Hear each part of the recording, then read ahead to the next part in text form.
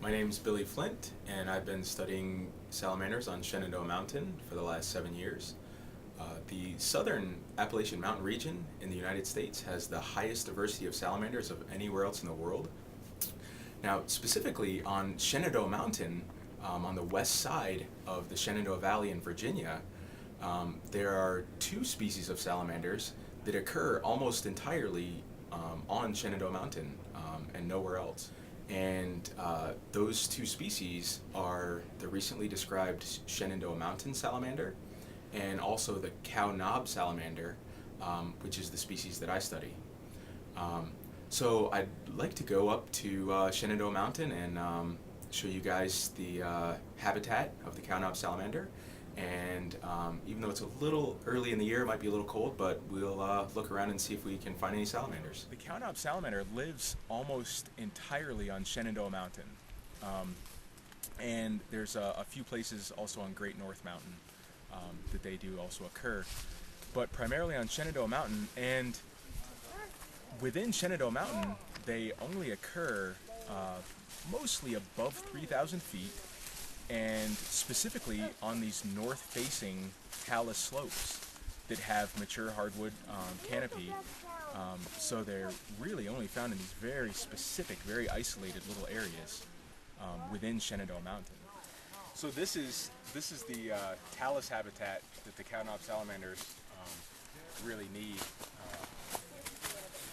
Mostly just rocks. There's really very little soil. It's mostly rocks on top of rocks on top of rocks, way down, and they stay way down underground until it's nighttime and really wet up at the surface, and then they come out and eat little insects and things.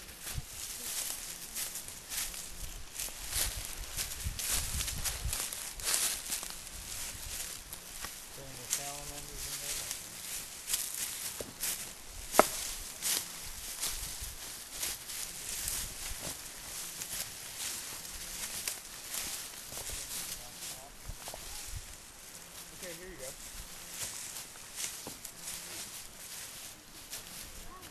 Is that them? No, these are redback. Look at that, Dennis. These are redback salamanders. Pepper belly. It is kind of spotty. Could we see him up close there? Uh-huh. Wow. And the Shenandoah Mountain do not. No, it's more uniformly dark. And he went right into that little Is that a space, flip didn't he, camera? Jonas? Oh, did he? Yeah, they know where to go. Yeah. Documenting all this.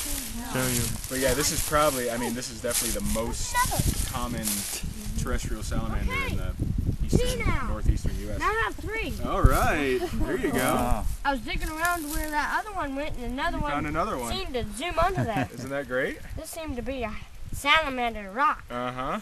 Oh, yeah. What I can't fathom is that there are bones in those Uh-huh. toes. I know. Are they Isn't that really? great? Oh, They must be very small. Now, the really incredible thing about these salamanders, is, a lot of lizards can drop their tails and regrow their tails. Well, salamanders not only can regrow their tail, like this one's doing, but they can regrow digits. You can cut Really? off toes and they can regrow them. Yeah. I already knew that. Did you? The radio said that one Yeah. time. Really, Mom? The radio did. I know. One of the biggest threats to cow knob salamander habitat is gravel roads like these that cut through Shenandoah Mountain. When they're maintained, all of the loose dirt and gravel and soil just gets pushed over into this talus habitat that the cow knob salamanders use, and it fills in all the spaces between the rocks, and the salamanders really aren't able to use this habitat anymore. I found doing surveys that cow knob salamander density is compromised up to 150 meters downslope from a road like this, just due to effects of the road.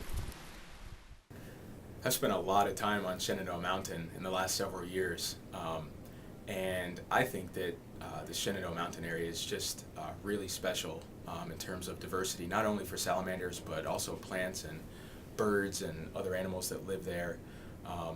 I think that this proposal for designating this portion of Shenandoah Mountain as a national scenic area, and especially with the core wilderness areas within that, would be just a really great way to preserve this really special, unique area that we have right here on the west side of the Shenandoah Valley.